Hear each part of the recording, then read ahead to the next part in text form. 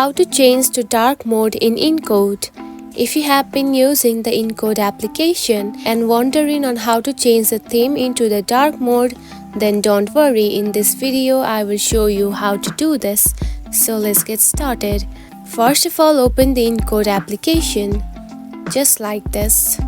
After opening it, you will find something like this on your home screen. Now tap on to settings option at the top right corner right here. Select it. Then scroll down and here you can find themes just right here.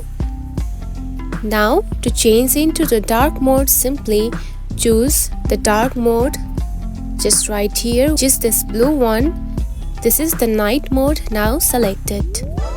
And now you can see the mode has been changed to night. And if you want the same thing back, you can simply touch one of these just like this. And that's it. This is how you can change the theme into the dark mode in the Encode app.